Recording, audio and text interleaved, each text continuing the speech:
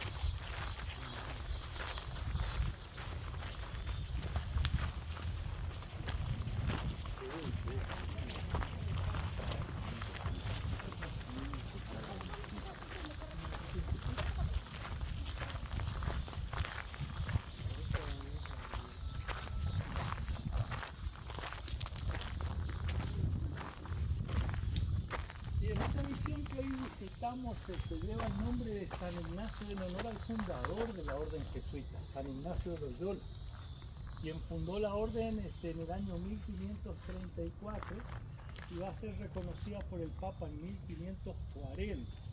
Algo que siempre les aclaro a los visitantes, para 1540, cuando el Papa reconoce a la orden jesuita como orden de la Iglesia, ya los españoles estaban conquistando medio continente, ¿sí? O sea, esto le daba la aclaración porque los primeros religiosos que vinieron a esta región no son los jesuitas exactamente, son los franciscanos, dominicos, mercedarios. Los jesuitas vienen posteriormente, hacia principios del siglo XVII llegan los jesuitas a esta región. Pero sí establecieron las misiones más prósperas, las que más se desarrollaron y las que van a ocupar un lugar en la frontera luso-española. Y esto lo vamos a ver constantemente en esta historia, los conflictos entre España y Portugal por las posesiones territoriales, lo vamos a ver constantemente. Y obviamente esto tiene que ver con la historia particular de esta misión. Esta misión fue fundada por dos jesuitas italianos, llamados José Cataldino y Simón Maceta, en el año 1610. Originariamente esta misión estuvo ubicada al norte de las cataratas del Iguazú, más o menos unos 300, 400 kilómetros al norte. Lo que sería hoy día el norte del estado de Paraná, Brasil, ¿sí? En esa zona se funda esta misión. Pero ahí se fundan varias misiones, pero el problema que encuentran los jesuitas con los guaraníes en esa región es el constante ataque de las bandeiras, ¿sí? Las bandeiras venían de San Pablo, generalmente el bandeirante lo que hacía era incursionar en territorio español y en muchas ocasiones capturaba guaraníes y después los vendían como esclavos. Entonces muchas misiones fueron atacadas, destruidas. Y es lo que les quiero explicar, estos conflictos entre España y Portugal van a hacer que constantemente estas misiones sean atacadas. Algunas de estas misiones son destruidas y algunas como esta logran salvarse y ahí los jesuitas deciden trasladar la misión hacia el sur por el río Paraná y la refundan acá en 1632. Entonces ya se bajaron más de 500 kilómetros por el río Paraná hasta establecerse en esta zona, ¿sí? Acá lo primero que se construye en este lugar en 1696 es el templo, que más allá adelante, que es la primera construcción. Y a partir de ahí, bueno, obviamente, ya se empieza a establecer la misión en este lugar, ¿sí? Los guaraníes habitaron todo este vastísimo territorio antes de la llegada del español, obviamente. Cuando llegan los españoles acá, el guaraní estaba ocupando este vasto territorio. Se estima que la cultura guaraní, que la nación guaraní se va a establecer acá más o menos hace unos 1000, 1100, 1200 años antes de la llegada del conquistador, ¿sí? Ellos provenían de la Amazonia antiguamente, pero eran grandes navegantes. A través de los grandes ríos de la cuenca del Plata se fueron estableciendo en todo este vastísimo territorio. El primer contacto que se tiene antecedentes, por lo menos en la historia ya de la conquista de un español con un guaraní, es con una expedición de Sebastián Gaboto hacia 1528 más o menos, ¿sí? En cercanía de lo que hoy día es la ciudad de Corrientes, ¿sí? Por supuesto, a partir de ese contacto, bueno, va a surgir toda una situación, mestizaje, la fundación de Asunción, la refundación de Buenos Aires en 1580, o sea, ese primer fracaso de la primera fundación de Buenos Aires por parte de Pedro de Mendoza. A partir de Asunción se fundan Corrientes, Santa Fe, se refunda Buenos Aires. O sea, todo esto va a ser una situación histórica que hace al mestizaje que se va a dar en toda esta zona entre guaraníes y blancos, ¿sí? Para bien o para mal, pero se va a dar este mestizaje, ¿sí? Y obviamente se dio también una situación de explotación también de la mano de obra indígena. Para la legislación indiana española, el que podía ser esclavo era el negro, no el indio. Pero el indio fue usado como mano de obra a través de los servicios personales. La encomienda, la mita, el yanaconazgo, eran los sistemas que se establecieron para el uso de la mano de obra indígena, que después se convirtió en un abuso de mano de obra indígena, ¿sí? Por eso hacia principios del siglo XVII van a haber muchos levantamientos indígenas, ¿sí? En la Asunción de la época por la situación con los encomenderos, que eran los que usaban la mano de obra indígena. Obviamente acá hubieron en este concepto de evangelización, hubieron guaraníes que aceptaron a los curas y guaraníes que no. Hubieron curas que se murieron en el intento de evangelizar guaraníes, ¿sí? La pregunta que nos hacemos hoy día acá, ¿viene el guaraní acá convencido por el cura o viene por una necesidad? En fin, la pregunta que nos hacemos, y el contexto histórico y de la situación territorial de los guaraníes obviamente hace a pensar un poco también esta situación, ¿sí? O tenía la situación de las bandeiras, pero también tenía la situación de la terrible situación de la encomienda, la misa, que también tenía que ver con una situación compleja del guaraní, ¿sí? Pero así comienza de cierta manera un poco a gestarse toda esta organización de las misiones. Más de 100.000 guaraníes en ese momento formaron parte de 30 misiones en su momento de esplendor, ¿sí? En esta misión llegaban a vivir 4.500 guaraníes, ¿sí? Y solamente 2 curas que estaban al frente de la misión, ¿sí? Esto nos habla claro un poco de una gran capacidad de liderazgo de los curas. ¿Cambia la vida del guaraní al venir a la misión? Sí, no cabe ninguna duda. Una cosa era la vida del guaraní en la selva, su cultura, su tradición, sus cuestiones ancestrales, y otra cosa es la vida en la misión, ¿sí? En cuanto a la organización. ¿Respeta el cura algunos elementos de la cultura del guaraní? Sí, pero este es un tema interesante de analizarlo. Vamos a citar 2 elementos muy importantes que el cura va a respetar aquí. Uno es el político. Si hablamos de 4.500 guaraníes, solamente 2 curas, evidentemente había un elemento político importante, determinante, que fue el cacique guaraní. Nunca el cacique va a perder su estatus. Era el nexo entre el cura y la masa indígena. Era el que formaba parte de los cabildos, ¿sí? Era la organización comunal que tenía cada misión. Y el otro elemento, gente, más importante de todo, y esto ténganlo en cuenta, porque vamos a ver un tema de la educación, el idioma. Cuando llega el jesuita acá hacia principios del siglo XVII ya habían mestizos, criollos, se hablaba el guaraní, pero los que gramaticaron el guaraní son los jesuitas.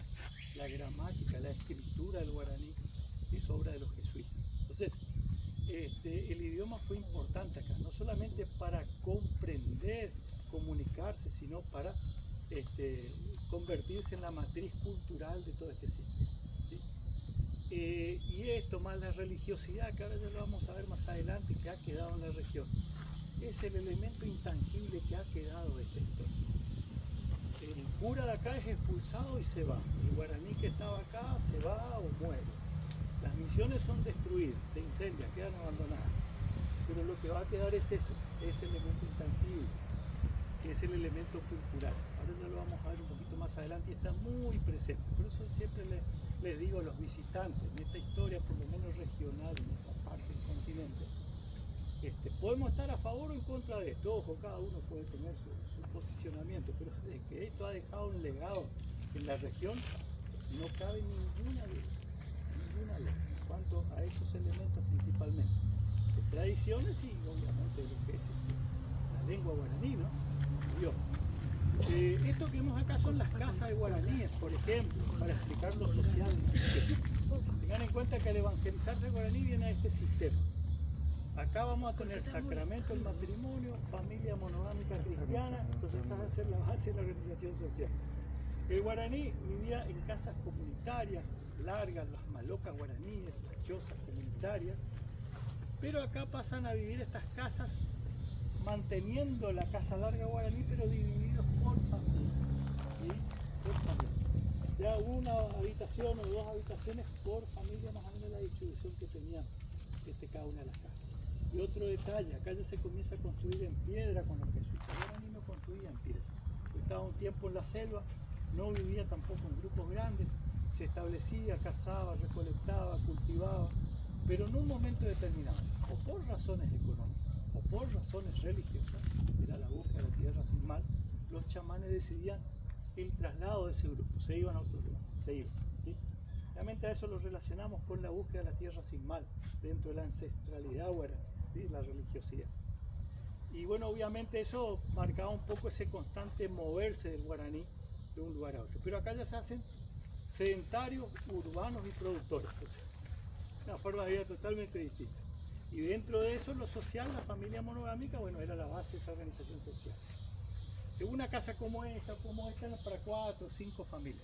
Ya vamos a ver construcción en piedra. Estas piedras eran traídas de la costa del río. El río está unos 4 kilómetros al oeste.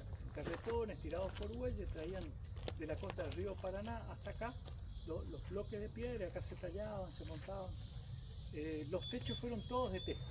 La cultura guaraní que estuvo acá en San Ignacio era ceramista, hacía cacharros, urnas funerarias, urnas para enterrar a sus muertos, como los yapepó, por ejemplo. Entonces esto es aprovechado por el cura, este conocimiento de la cerámica, y introducen el torno, el horno, fabrican tejas, pisos, como vamos a ver los del templo, por ejemplo, pero todos los techos fueron de teja.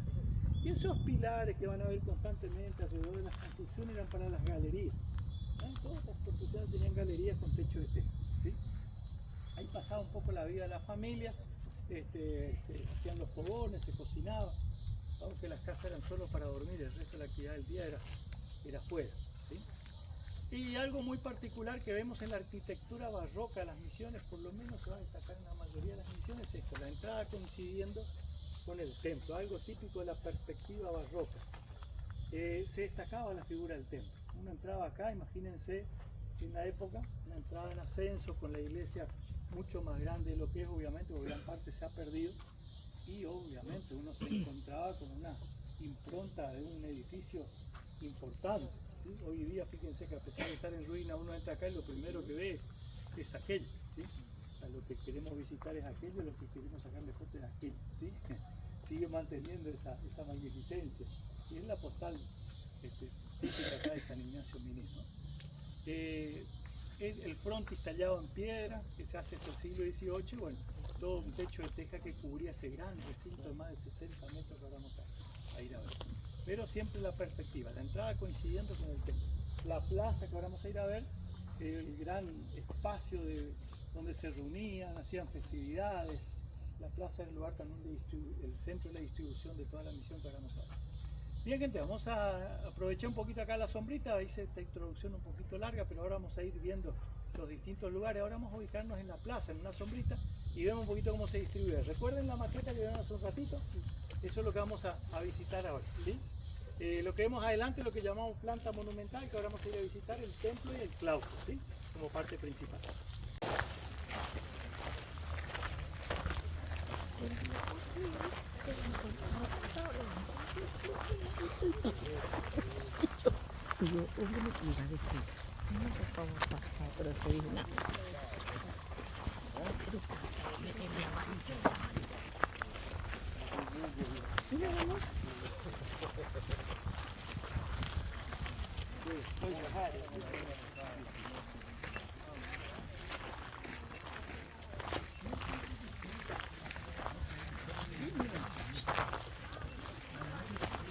No te vayas atrás, porque está tirando mucho pelo. Ah, bueno. Por favor. No te estés haciendo mucho pelo.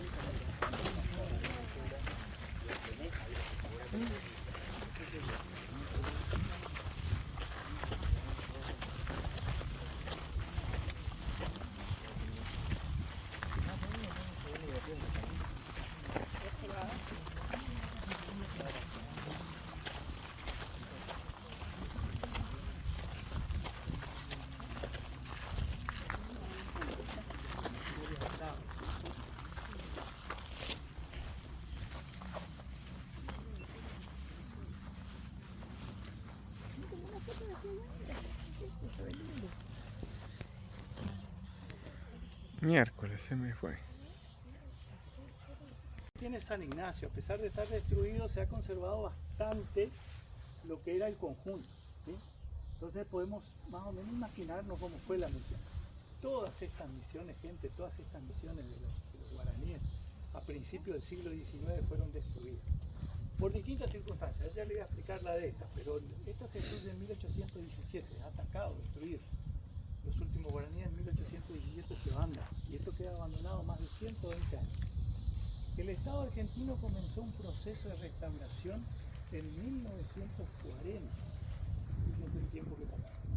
En 1940 se empieza a restaurar, clasificar, limpiar, empezar a recuperar edificios. Y bueno, ahí se puede recuperar 8 hectáreas de las 18 a 20, que fue aproximadamente toda la misión, ¿sí?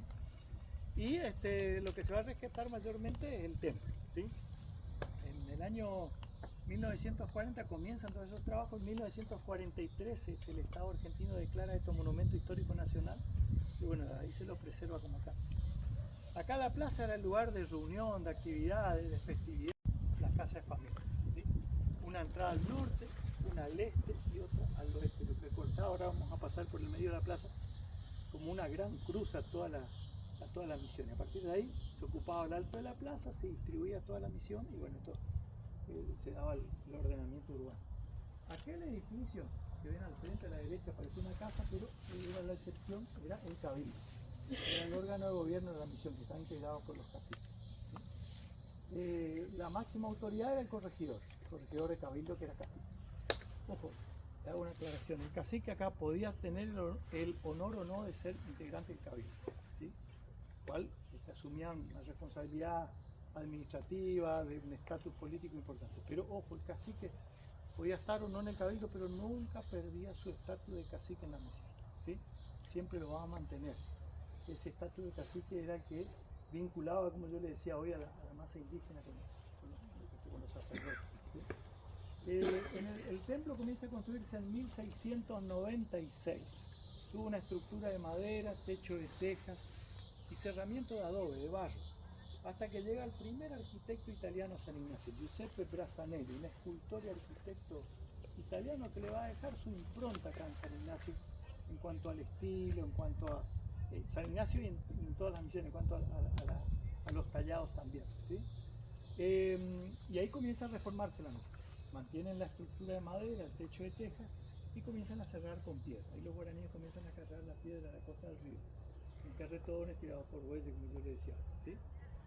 Lo que se conserva de la fachada del templo son los detalles de fíjense, las columnas, los ángeles en la parte superior, que nos denota un poco todo ese esa característica barroca. Algo muy particular, fíjense allá a la derecha van a ver un emblema. La A y la M significa María Auxiliadora. Pero a la izquierda, más o menos a la altura donde está el señor del vigilante, ahí donde está, hay un espacio vacío, ¿ven? A la misma altura de la placa a la derecha, pero a la izquierda hay un espacio vacío. Y una placa de la Compañía de Jesús. Una expedición del doctor Carlos Pellegrini en 1901 saca esa placa. Esto estaba abandonado. Al sacar la placa se rompe en varios pedazos, es llevado a Buenos Aires, más de un siglo en Buenos Aires. Hasta que hace unos meses atrás la provincia de Misiones logra repatriar esa placa. Y lo van a ver ahora, estuvo muchos años en el Museo Histórico Nacional de Buenos Aires, en el Parque Lezama, ahí estuvo esa placa. Esta placa está ahora en un museo que van a ver como parte final del recorrido a la salida. El elemento principal del museo que van a ver con otros elementos, pero que ya lo van a ver a la salida. Pero se pudo repatriar esa placa en el frontis del templo. El templo tiene más de 60 metros de largo, más o menos, 24 de ancho, estaba dividido el templo en 3 naves. Nave principal, 2 laterales, grandes columnas de madera sostenían toda esa techumbre de tejas, ¿sí? Y aquel muro separa esto que era la plaza de lo que es el claustro que les voy a mostrar. ¿Sí? El claustro era el lugar donde vivían los curas. Ese muro claramente separaba lo que era el convento de lo que era esto, que era la plaza de actividades todos los días. Pero vamos a ver el convento donde vivían los curas, que también se usaban para reuniones y algunas actividades. Lo que vamos a hacer ahora es lo siguiente, vamos a acercarnos al templo, si ustedes ven la fachada, y después vamos a seguir caminando, vamos a entrar al templo inmediatamente. Vamos a ir a ver la parte del convento, el claustro, le voy a explicar toda esa parte y después vamos a entrar al templo por una puerta lateral, ¿sí? Vamos hacia el fondo, el altar mayor allá al fondo, ¿sí? La entrada a la nave principal. Esto tenía un gran arco de medio punto romano, que eso también se cayó. Arriba iba una imagen de San Ignacio, los ángeles que custodiaban esa imagen. Y bueno, la piedra es arenisca, es una piedra blanda para trabajar, es una piedra que abunda mucho en esta zona. Se sigue explotando comercialmente al día de hoy para revestimiento, para pisos, para distintos trabajos. Pero es lo que usaron, lo que tenían acá es lo que usaron para tallar y para ornamentar. Que hoy día, gente, es lo único que tenemos acá in situ de lo que fue el rico arte de las misiones, la piedra tallada. Esto se perdió todo. Después se empezaron a recuperar algunas piezas, como vieron en el museo, que se trajeron de otros museos para exponerlas acá. Pero acá lo único que nos quedó en su momento es la piedra tallada. Esto tuvo muchos años abandonado, más de un siglo abandonado, cubierto por la selva, y también fue presa de muchos saqueos, mucho vandalismo. Tengo que se conoce. Bien, vamos a continuar ahora, vamos a ver aquella parte primero, después entramos al templo.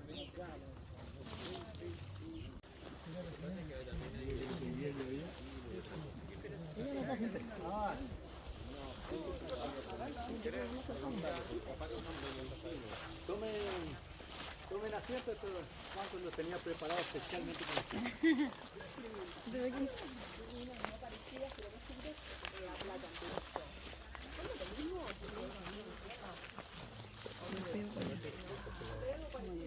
Ah, puede ser. ¿Pero de qué época me estás hablando? No, pero de la misma, no sé bien el año. 17, 18 más o menos. Sí. Puede ser. Los jesuitas tuvieron particularmente... ahí también, sí, en la parte del molino famoso. Ahí también estuvieron. En Uruguay actual, estas instancias de esta zona están al norte de Uruguay también. En la provincia se llevaba antiguamente toda la producción de las misiones a Buenos Aires para ubicar esa producción, traerlas para acá. Pero en la provincia de Buenos Aires, el lugar que está muy relacionado con los jesuitas es cerca de Mar del Plata. Si alguien fue alguna vez a Mar del Plata, hay un lugar que se llama Laguna de los Padres.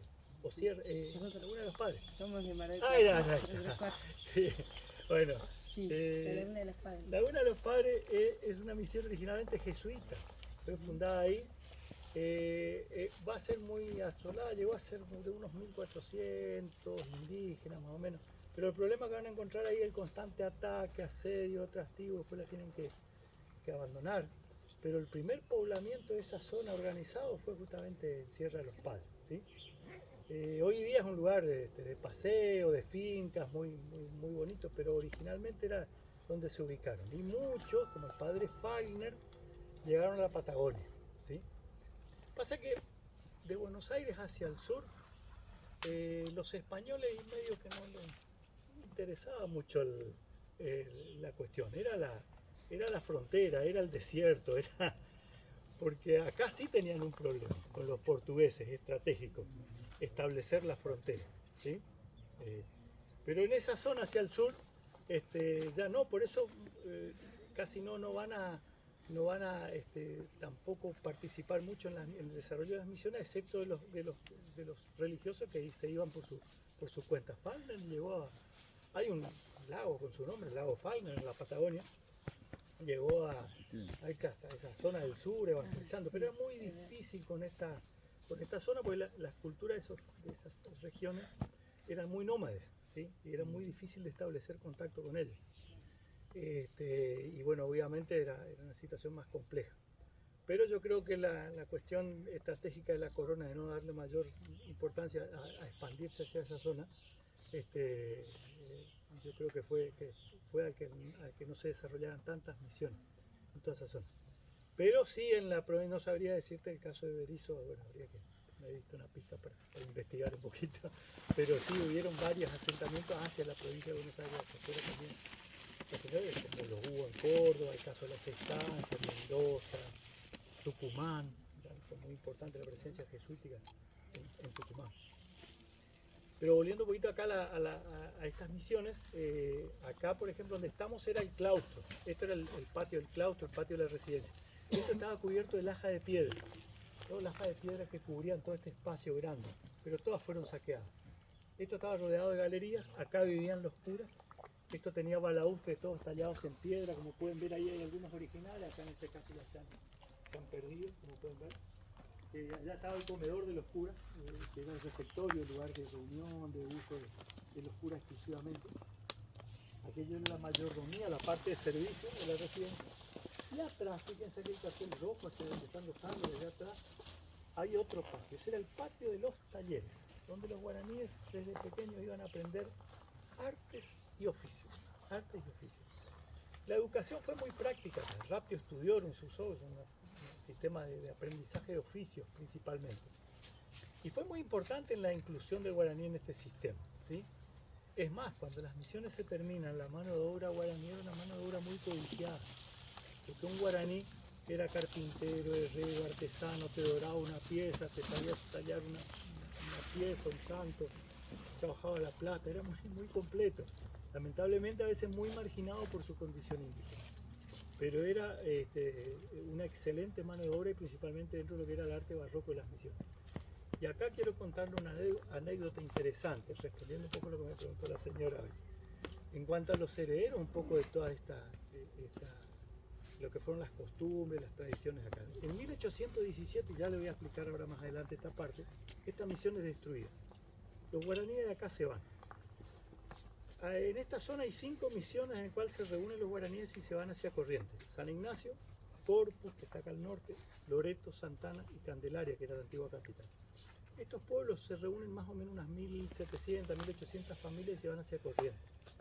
¿Qué buscan en Corrientes? Huir de los saqueos, del vandalismo, de las guerras, y fundan 2 pueblos que hoy día son 2 municipios correntinos, en el interior profundo de Corrientes, San Miguel y Loreto.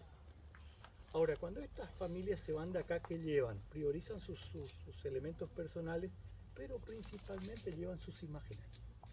Imágenes de santos, vírgenes, ángeles. Que hoy día la mayor cantidad de elementos iconográficos de las misiones, de estas misiones, están en Corrientes. Y acá viene lo interesante, están en guardas particulares.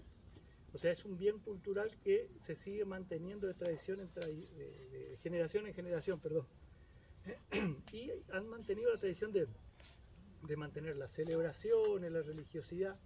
Y esto es lo que les quiero aclarar, no solamente son un elemento artístico, sino que son elementos de veneración. O sea, al día de hoy forman parte de capilla, de celebración el día del santo patrono, se sigue usando en esas mismas imágenes. Hay un San Gabriel que el día del santo se lo trae acá a Candelaria, por ejemplo, que era su lugar original, y después se lo vuelve a llevar a San Miguel, por ejemplo. Pero son estas cuestiones. Entonces, tengan en cuenta algo, el guaraní vivió 200 años en este sistema. Cuando se va de acá, se va católico acá, se va con su religión.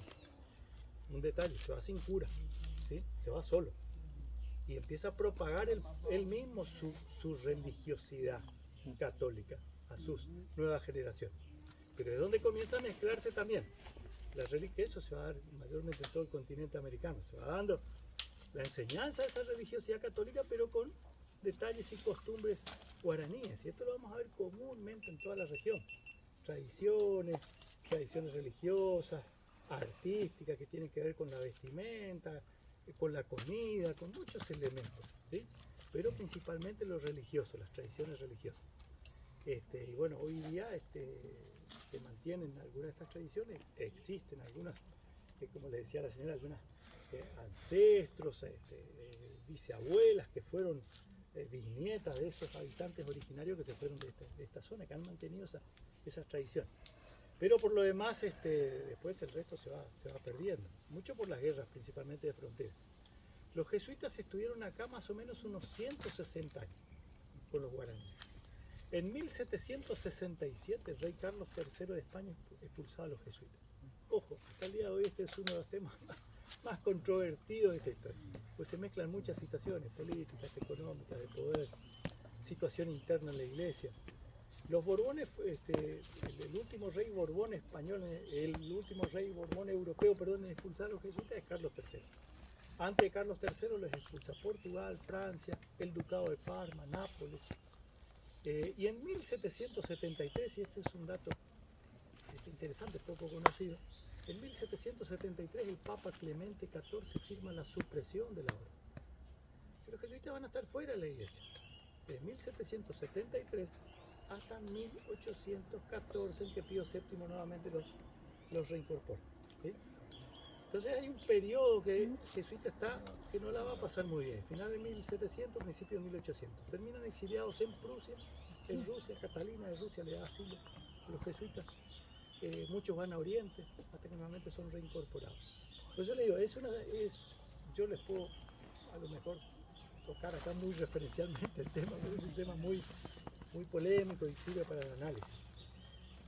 Por eso justamente la notoriedad que tiene el nombramiento del Papa Francisco, más allá de que sea compatriota, hincha de San Lorenzo, que tome mate, que algunos estén a favor o en contra, a lo mejor de sus opiniones, pero es el primer jesuita en ser papa, ¿sí?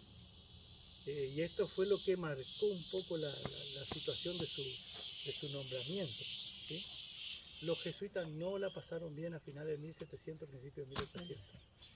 En lo que es Argentina hoy día dejaron un legado muy fuerte, ¿sí? De hecho, nuestra primera universidad en Córdoba en 1613 fue fundada por los jesuitas. Córdoba fue un gran centro educativo, universitario, educación de primeras letras, de estudio, de convictorio, de la universidad, las estancias. También han dejado un legado importante en Buenos Aires, ¿sí?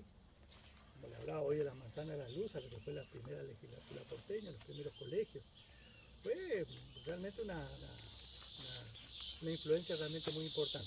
¿Qué pasa al expulsarse a los curas acá? Los españoles trataron de mantener esto. Tengan en cuenta que esto estratégicamente para los españoles era muy importante. Mantener esto significaba mantener la frontera con Portugal en todos estos territorios.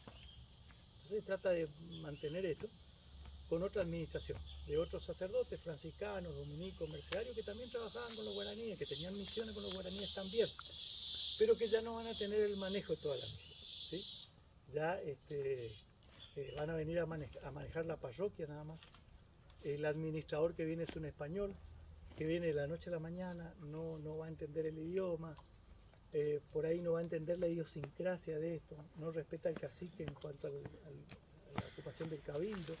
Y bueno, esto provoca que lentamente los guaraníes comiencen a irse, a abandonar, ¿sí? Cae Fernando VII en España a principios del siglo XIX. Esto tiene como consecuencia la formación de juntas, la Revolución de Mayo de 1810. Los portugueses, para no caer en manos de Napoleón, trasladan toda la corte de Lisboa a Río, lo que genera una mayor presión portuguesa sobre el territorio del Río de la Plata. Y por si faltaba algo de condimento a esto, el problema de Buenos Aires con los caudillos, que acá vamos a tener un caudillo muy fuerte que fue José Gervasio Artigas, ¿sí? Que es un caudillo indio llamado Andrés Guaycurarí, que va a ser un referente de Artigas en lo que son las emisiones actuales. Bueno, obviamente superado a Guaycurarí, Artigas en 1819 por los portugueses, llevado prisionero al río, es como que se quiebra un poco la poca resistencia guaraní que había acá, ¿sí? Esta misión particularmente es destruida en 1817 por un ataque paraguayo, en estas guerras de frontera. Es ahí cuando esto queda totalmente destruido, totalmente abandonado, y bueno, a partir de ahí esto quedó cubierto por la selva, ¿sí? 1817 esta misión es destruida. Y los guaraníes acá, como les decía, se van hacia Corrientes, ¿sí? Hacia toda esa zona. Y esto queda abandonado. Corrientes después va a ocupar, va a anexar a Misiones durante muchos años. Misiones estuvo anexada a Corrientes, hasta que se federaliza el territorio de Misiones, la década de 1880, la primera presidencia de Roca, ¿sí? Y ahí va a haber un conflicto largo entre Corrientes y el gobierno nacional por la distribución de los territorios de Misiones, ¿sí? La última anexión del gobierno nacional al territorio federal de Misiones, Posada, que hoy día es la capital de Misiones, nuestra capital, ¿no? Que es la última anexión, es donde Rudecindo Roca, el hermano Roca, instala la capital posteriormente, ¿sí? Hoy día, si pasan por la ciudad de Posada, la casa de gobierno, es la sede del Poder Ejecutivo Provincial actual, era la casa que mandó construir Rudecindo Roca para vivir y ejercer el gobierno del territorio nacional ahí en ese lugar, ¿sí? Pero bueno, esta es la historia más reciente. En 1903 acá llegan dos escritores que son Leopoldo Lugones, que viene a investigar esto, y Horacio Quiroga, que viene a investigar esto, ¿sí? Con Lugones. Pero Quiroga viene haciendo las veces de fotógrafo de la expedición, ¿sí? Y es ahí que queda compenetrado con el lugar y se queda a vivir acá. Acá escribe cuentos de la selva, cuentos de amor, locura y muerte, viviendo acá en San Ignacio, ¿sí? E incluso ejemplo de ese avance de la selva le voy a mostrar ahora, que es muy interesante.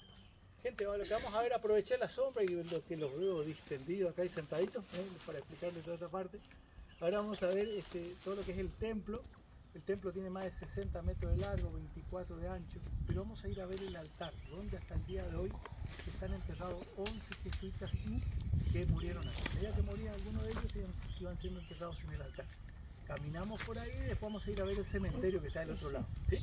Venga por acá, gente. No es que daba la espalda, sino que ofrecía el altar, mejor dicho, me voy a corregir.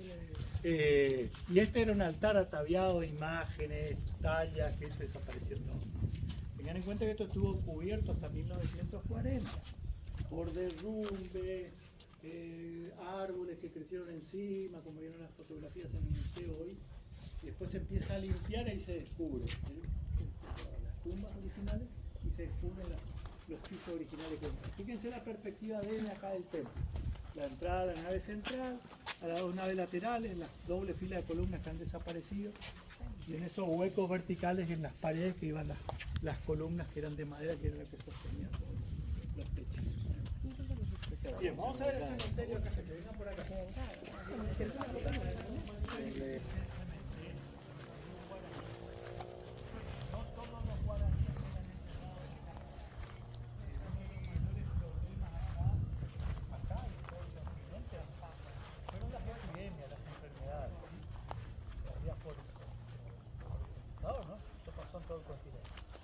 Acá uno de los mayores problemas fueron dos enfermedades virales, la gripe y la viruela. Fue terrible, esto mató mucha gente. Por eso a veces se usaba hospitales de campaña, cementerios alternativos para enterrar a la gente afuera. ¿Sí? Pero eso no es grande, sino pequeño. Pero acá ya se enterró al modo cristiano, que era la mortaja, tenía el muerto en una tela, se lo envolvía y se lo acababa y se lo sacaba. Antiguamente se enterraban los guaraníes en urnas, la cultura guaraní y la cultura en urnas. Gente, les quiero mostrar ahora un ejemplo de un árbol, pero vamos a ver allá atrás del cabello. Vamos a ver un árbol centenario que testimonia lo que fue el avance de la selva. Tengan en cuenta que acá tiene un clima subtropical húmedo, la selva rápidamente cubrió eso durante mucho tiempo y que ha sido un trabajo de limpiar, de sacar las forestas, para restaurar. Pero antes de ver ese árbol, le voy a mostrar, el árbol que le voy a mostrar tiene unos 100 años más o menos, pero es muy particular. Pero para ver y entender a ese árbol que ahora vamos a ir a ver de 100 años, primero quiero mostrarle un árbol de la misma especie que está creciendo acá. Por eso, vengan acá un poquito más acá. ¿Ven? Este es un higuerón, es un ficus. Se lo clasifica muy genéricamente en la selva como epífito. ¿Qué es la planta epífita? Son todas aquellas plantas en la selva que necesitan un sustrato, necesitan crecer encima de algo, ¿sí? Pero no porque crezcan arriba de otra planta son parásitas, no parasitan a otra planta. Ahí las más conocidas son las orquídeas, por ejemplo. Las orquídeas, claveles del aire, cactáceas, en fin, hay un montón de plantas epífitas. Pero esta particularmente es una epífita grande, gigante, es un higuerón, es un árbol. Se va a hacer un árbol gigante y necesita apoyarse en algo. Entonces, ¿qué le va a hacer a la otra planta que la está sosteniendo? Y con el tiempo la va a matar, la va a ahogar, ¿sí? Fíjense, está crecido acá. Miren cómo las raíces ya empezaron a abrazar al otro árbol. Ahora miren principalmente estas dos raíces, esta y esta, ¿sí? Las dos raíces. Ya están buscando el suelo, ¿sí? Van buscando nutrientes, humedad, va a crecer mucho más rápido. Préstenle atención a estas dos raíces. ¿Por qué? Porque el árbol que ahora vamos a ir a ver, que tiene 100 años, en vez de crecer arriba de un árbol como aquí, ha crecido ese otro árbol arriba de una columna de piedra que antes sostenía la galería. Cuando se abandonó, que la foresta empezó a crecer encima, creció encima de una columna y empezó a abrazar la columna. Y hoy día toda la columna de piedra está dentro del árbol. De ahí que desde hace muchos años le llamamos árbol corazón de piedra, y más allá de lo simpático del ejemplo, bueno, nos muestra cómo la naturaleza volvió a ocupar su espacio, ¿eh? Vamos a ver el ejemplo. Vengan por...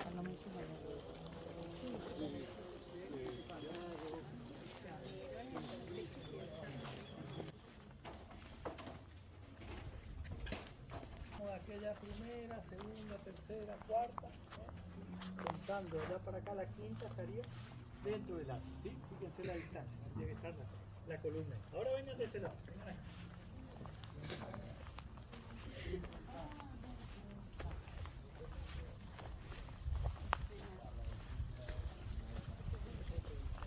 Que yo les mostré, uno puede pasar por al lado y si uno no lo muestra pasa inadvertido, ¿sí? Pero se puede ver.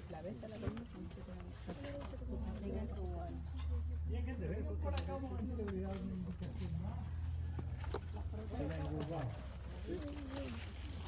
Esa exposición. Y comienza a limpiarla, la va a respetar mucho. Es más, cuando traza las calles, traza las calles del pueblo, Apóstoles, acá en el sur de Misiones, Concepción en Misiones, Santo Tomé en Corrientes, estos pueblos, estas ciudades están encima de la misión y desapareció la misión, los restos de la misión están debajo, ¿sí?